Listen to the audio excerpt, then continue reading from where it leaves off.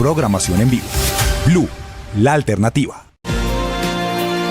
7:40, ministro Velasco, ministro del Interior, buenos días. Muy buenos días, Néstor, a usted, a la mesa de trabajo y a los miles y miles de oyentes, un muy respetuoso saludo. Gracias. El caucano ministro del Interior. ¿Usted estaba en Bogotá, ministro, ayer durante el abucheo?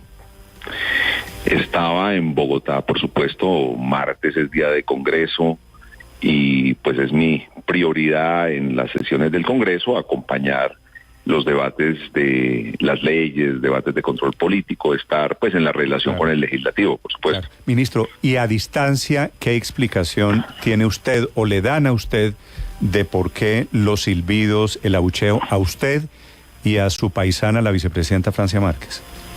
Bueno, yo no escuché los silbidos hacia mí y me parece profundamente injusto lo que un pequeño grupo de líderes del departamento del Cauca hacen con Francia Márquez. Yo soy caucano, yo recorro permanentemente y hablo con la gente de mi departamento. No en los últimos días, y ahora explicaré por qué, pero sé del cariño que hay por Francia Márquez. Ella es una mujer que ha hecho una carrera espectacular, defensora del medio ambiente desde niña, ha recibido lo que los ambientalistas del mundo dicen que es el Nobel Verde.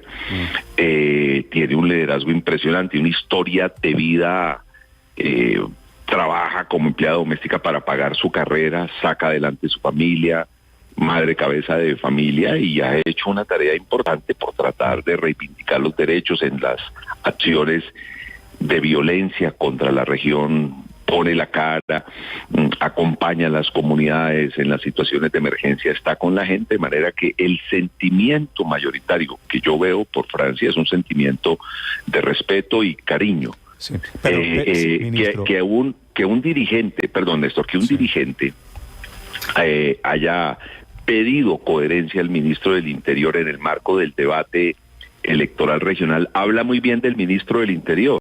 Porque el ministro del Interior no puede meterse en un debate electoral, por favor. ¿Qué hace? ¿Qué pensaría usted, Néstor? Sí. ¿Usted no está apoyando a un candidato que se llama Víctor Ramírez allá en el Cauca? No, hombre. Víctor Ramírez es un buen amigo a quien le ayudé hace 4 años cuando estaba en la política activa regional, y apenas se terminó la elección, él decidió acompañar la candidatura en ese entonces de Roy Barreras, y tuvimos una distancia totalmente respetable. Es más, él es el candidato avalado, si mi memoria no me falla, entre otros por Roy Barreras. César Gaviria con gran entusiasmo le entregó el aval, y es evidente pues que si fuese mi candidato no hubiese tenido esa posibilidad. Es una buena persona. Uno no puede... Pero ¿por qué este señor que se para ayer en el evento con el presidente? Además es un líder de una organización. Dice, claro, del pacto histórico, dice, y se queja con nombre propio de usted y de Francia Márquez. Me da la impresión de que esto lo que demuestra, ministro, es que el pacto histórico allí en el Cauca está totalmente fracturado, ¿no? No, Néstor. ¿No? Néstor, déjame contestar, por favor, déjame contestar, tranquilo. En el Cauca tomé la decisión de no meterme en actividad política electoral. Por eso dije ahora que hacía días no estaba yendo, porque no voy para evitar cualquier mala interpretación. En este momento en el Cauca hay 3 candidatos a la gobernación que fueron solidarios con la candidatura de Gustavo Petro, un candidato de origen indígena, Nelson Mazahuel, un gran líder de Coconuco. Hay un muchacho, Octavio, que es al que menos conozco, que sé que es del sur del Cauca. Está Juan Diego Castellón, un académico muy importante, que es otro de los candidatos que en su momento también apoyaron a Gustavo Petro. Incluso Víctor Ramírez, entiendo que tuvo algunos gestos hacia la candidatura de Gustavo Petro. Pero yo no me puedo meter, Néstor. A mí no me pidan líderes del pacto que me vaya a hacer campaña al Cauca. Vale. Sería una irresponsabilidad gigante. Y le pregunto, aunque repito para los oyentes, usted no estaba, Pero me impresionó mucho, este sí fue abucheo, ¿no? Estamos de acuerdo. Cuando entra Francia Márquez allí a ese evento, le pegan la chiflada, en mi concepto, sorpresiva. ¿Qué explicación tiene usted para eso, ministro? Eso, digamos, conociendo usted que la yo política pensaría... del Cauca y los señores que estaban allí que la chiflaron, ¿por qué? Mire, esa no es un abucheo por la gestión de Francia Márquez. Es producto de un debate electoral en donde hay 4 candidatos que apoyaron a Gustavo Petro y los 4 están aspirando a la gobernación. Lo que yo entiendo es que algunos amigos de Francia Márquez en el norte del departamento están apoyando un candidato distinto al que apoyan los que ese pequeño grupo están apoyando, y entonces ellos no pueden obligar a la gente a que voten como ellos quieran. Hay que dejar ese sectarismo. Hay unos sectores francamente radicales que se creen los dueños de la política en el país, los dueños de la moral, los dueños del discurso, y la gente tiene derecho a tomar sus propias decisiones. Claro. Es la interpretación que yo puedo dar, no es algo contra la actuación de Francia como vicepresidenta ni su propia actuación, es un debate político electoral regional que toma ese tipo de decisiones, que entre otras cosas el señor presidente cuando habló respondió muy bien y él dijo, hombre, por favor. Sobre eso quería preguntarle, ministro, porque el presidente dice, ni quiero, ni debo, ni puedo intervenir en política electoral, pero, y ahí viene el pero, el presidente da línea. El presidente dice, si las fuerzas alternativas llegan divididas, pierden en la elección. ¿Cómo interpreta usted eso que dijo el presidente, ministro? Que es cierto, si las fuerzas alternativas llegan divididas, pierden en la elección. Lo que pasa es que ni el presidente ni yo podemos decir quién tiene la mayor legitimidad.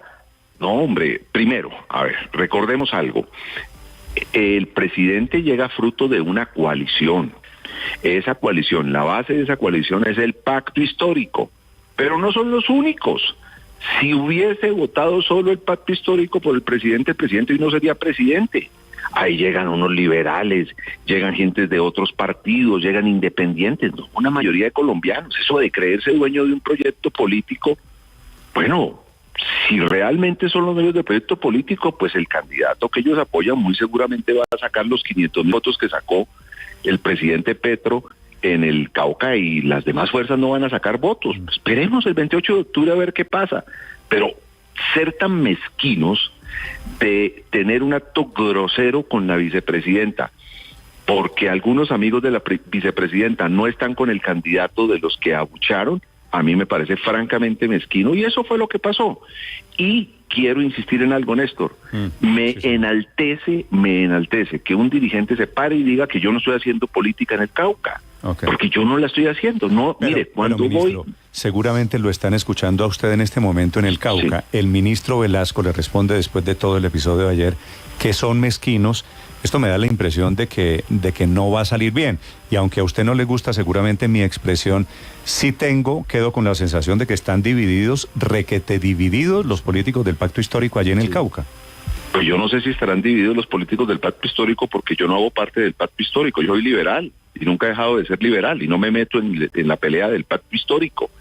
Pero lo que sí quiero decirle es que yo no tengo candidato ni a la gobernación ni a las alcaldías en el departamento del Cauca ni en ningún lugar de Colombia. El ministro del Interior tiene que ser un funcionario que genere transparencia, que genere tranquilidad a los distintos actores de la política en este país. Yo presido la Comisión de Seguimiento Electoral. Cuando voy al Cauca en los últimos días, y no voy hace varios días, llego del aeropuerto y derecho a la casa de mis viejos a saludarlos, trato de no salir, trato de no atender a nadie para evitar cualquier mala interpretación. Ministro, el ministro del Interior no puede ser un jefe político en estas elecciones en ningún lugar de Colombia. Visto todo este episodio de ayer en el Cauca con un poquito de perspectiva, lo que está pasando, le pregunto, no es que ustedes, los que no son del corazón del pacto histórico, o dicho de otra manera, que son los nuevos petristas, no los viejos petristas, están siendo un poquito el blanco y las víctimas de los ataques de los viejos petristas? Yo no sé si hablar de este proyecto como nuevo o viejo. A los 18 años era yo presidente de Caucanos por la Paz, y siendo presidente de Caucanos por la Paz ayudamos a generar el espacio con Monseñor Alberto Giraldo y Samuel Silverio Buitrago para que el M-19 hiciese los acuerdos con el gobierno nacional. Tenía yo 26 años y fue electo alcalde de Popayán con el aval del Partido Liberal y de la Alianza Democrática M-19 en 1992. Yo no sé si el 92 para algunos será viejo o nuevo, pero ahí hay una serie de coincidencias que se fueron construyendo en el Congreso. Usted mismo me acaba de decir que usted no es del pacto histórico. Quiero decir, pues claro, del pacto histórico sí le están lanzando ataques a quienes ellos no consideran de su corazón. Pero yo no hablaría del pacto histórico, yo hablaría de un pequeño grupo ubicado en el Cauca del pacto histórico. El pacto histórico es mucho más, el pacto histórico está en todo Colombia, el pacto histórico está en el corazón de millones de colombianos, y esos millones de colombianos en una inmensa mayoría entienden que los procesos políticos necesitan la actuación no solo de un sector, sino de toda la sociedad. El propio presidente, yo estoy hablando de un acuerdo nacional, y un acuerdo nacional es entre los diferentes, los que ayudamos, que tratamos de construir un frente amplio a que Petro llegara a la presidencia. Lo hicimos por convicción y lo hicimos desde distintas orillas. Por ello, ese triunfo no se lo puede abrogar una persona ni un pequeño grupo. Ese triunfo es el triunfo de más de 11 millones y medio de colombianos que creyeron en algo distinto y que no pueden volverse sectarios a estas alturas. Uh-huh. Ministro, ¿usted coincide con el señor presidente frente a lo que él ha dicho del Consejo Nacional Electoral en el sentido de que se están pasando por la faja la voluntad libre del pueblo al revocar algunos candidatos? El Consejo Nacional Electoral se reunirá la próxima semana con el registrador, la procuradora, el fiscal, el defensor del pueblo, la presidenta del Consejo Electoral, el registrador, el propio ministro del Interior y los distintos partidos para plantear ese debate que evidentemente lo ha planteado no solo el presidente, sino algunos directores de partido. Yo recibí una carta, entre otros, de Juan Fernando Cristo, que es el presidente de Marcha, del presidente de Fuerza Ciudadana y de otros partidos que quieren esa comisión electoral para hacer ese debate que se da en lo político, en esa comisión de seguimiento electoral, y muy seguramente se dará en lo jurisdiccional ante los jueces y ante magistrados, en la búsqueda de algunos partidos que se sienten afectados por una decisión del Consejo Electoral y que buscan poder participar en las elecciones de octubre, de manera que el martes en la tarde veremos cómo ministro, sale ese debate. Lo de Juan Fernando Cristo es porque su candidato es Tulio Gómez en el Valle del Cauca, y lo de otros partidos es porque se han descabezado varios candidatos, inclusive la señora Caicedo en Santa Marta. ¿Usted cree que algo de eso tiene reversa, ministro? Yo creo que hay unos caminos judiciales que deben ser explorados. El propio Consejo Nacional Electoral y Registrador en una comunicación reciente habla de eso, pero también creo que abre un debate, Néstor, no nos pongamos con eufemismos. Cuando un órgano que toma decisiones de este tipo tiene un origen altamente político, siempre se van a dar esos debates. Los señores magistrados del Consejo Electoral fueron elegidos por los partidos a los cuales en algún caso afecta y en otro caso beneficia esas decisiones. De manera que ese debate, por el propio diseño estructural del Consejo Electoral, terminaría dándose. Sí, pero aceptamos que esas son las reglas de juego, ¿no? Uno no puede a estas alturas decir, bueno, pero es que el partido es arbitrado por un señor que no me gusta. Pues ese es el árbitro que aceptamos, ¿o no?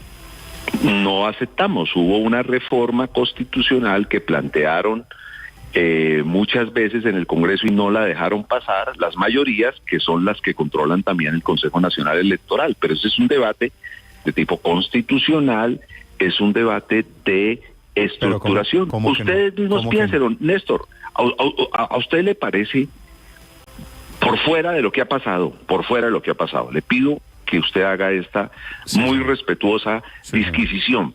¿A usted le parece lógico que quien vaya a tomar decisiones frente a la participación electoral sea elegido por la mayoría de los que están en el debate electoral? Por eso la propia MOE... Yo estoy de acuerdo. Si me hacen la pregunta, se la respondo con mucho gusto. Estoy totalmente de acuerdo con usted. A mí no me gusta el árbitro. Me parece que esos señores, voy más allá, que esos señores del Consejo Electoral son unos fracasados políticos que llegan allí a escampar. Pero ese es el árbitro, ministro. Y mientras sea el árbitro, ¿qué hacemos? Toca aceptar las decisiones del árbitro. No, señor, vamos al VAR. Y el VAR son los jueces. Y los jueces pueden definir una tutela. Y una tutela puede dar un amparo constitucional. Y el amparo constitucional puede decirle que ese árbitro se equivocó y que hay otra instancia. Porque eso ocurre en el sistema electoral colombiano. Entonces, sí, y puede ser el Consejo de Estado eventualmente. Sí, señor. En el largo plazo. Pero ministro, al final... Vamos al VAR. Claro, sí, está bien. Pero al final, ministro, puede usted tener razón en que el Consejo Electoral tiene muchos líos, muchos cuestionamientos. No han podido pasar la reforma electoral porque no cuentan con las mayorías, pero al final la democracia se trata de eso, de que las mayorías deciden. No, señor. No, señor. No, señor. Un momentico. En las reglas de juego electoral... A mí me parece lo más antidemocrático que unas mayorías impongan reglas de juego. Las mayorías deciden en la medida... Déjeme terminar. En las reglas de juego electoral, filosóficamente le digo, tienen que ser pactadas, no impuestas. Porque cuando usted impone reglas de juego electoral, pasa esto. Ahora, claro, este no es el debate de este momento. Ustedes me han planteado un debate hacia adelante. En este momento hay una autoridad que se llama el Consejo Nacional Electoral, toma unas decisiones. Uno puede hacer el debate en la Comisión de Seguimiento Electoral, uno puede hacer el debate en los medios, el debate político, incluso el debate en el Congreso, pero es evidente que tiene que aceptar esas reglas, porque son las reglas que existen, independientemente... Es que en la democracia, al presidente Petro, ustedes ganaron las elecciones porque la mayoría votó por ustedes, y las mayorías son las que toman las decisiones en el Congreso de Colombia. Eso es lo que se llama democracia. Ahora, que hay un concepto complementario a ese de las mayorías, y es que hay que brindarle a las minorías todas las garantías posibles. Yo sobre eso quiero hacer una pregunta al ministro Néstor. ¿Están pensando, ministro, en buscar un escenario distinto para llegar a ese consenso, para modificar el órgano electoral, para que no sea aplastado por las mayorías el cambio? Yo sí creo que en Colombia hay que hacer, si hay un elemento central de lo que falta en una reforma política que, entre otras cosas, quedó pactada en los acuerdos de paz, es el órgano electoral, el órgano que toma estas decisiones. Muchas veces yo las debatí en la Comisión Primera del Senado, incluso siendo compañero Gustavo Petro y otros senadores, intentamos hacer una reforma constitucional en donde el electoral hiciese parte de la jurisdicción contenciosa administrativa. Tratamos de que quienes tomaran esas decisiones no fueran actores políticos, sino unos juristas profesionales que estudiaran las normas y tomaran las decisiones por fuera del interés y de la mecánica política. Su elección estuviera por fuera de esos mecanismos políticos. Pero quiero insistir en algo. Yo le estoy a usted planteando un debate del deber ser en lo constitucional. Hoy, como ministro del Interior, pues debo ser respetuoso de esas decisiones, pero también decir con claridad que esas decisiones tienen recursos y que los partidos tienen todo el derecho de poner o interponer los recursos ante los jueces, ante los magistrados y ante el Consejo de Estado. Ministro, una pregunta final sobre un tema diferente que va a ser muy importante hoy, es el acuerdo al que ustedes han llegado sobre el tema de la reforma a la salud, que ha pasado un poquito desapercibido por cuenta de todos los incendios políticos de estas últimas horas. ¿Qué pasó, ministro? Porque usted, arranqué preguntándole si estaba en Bogotá. Usted estaba en Bogotá dándole vida y garantizando el tránsito de la reforma a la salud. ¿Qué novedades hay sobre esa reforma a la salud? Hombre, sabe que hay unas noticias interesantes.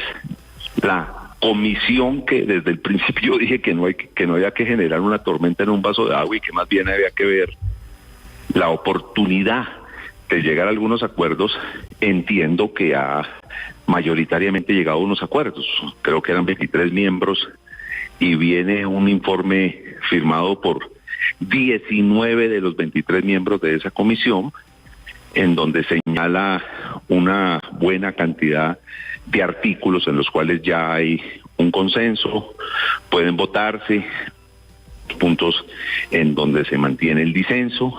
Entendería que el Congreso, en el marco del debate, intentará en la plenaria, ya que no pudo en la comisión, terminar de construir ese consenso y, si no, tomar las decisiones a través de lo que usted llama las mayorías del Congreso, y así debe ser. Sí. De manera que se ha avanzado.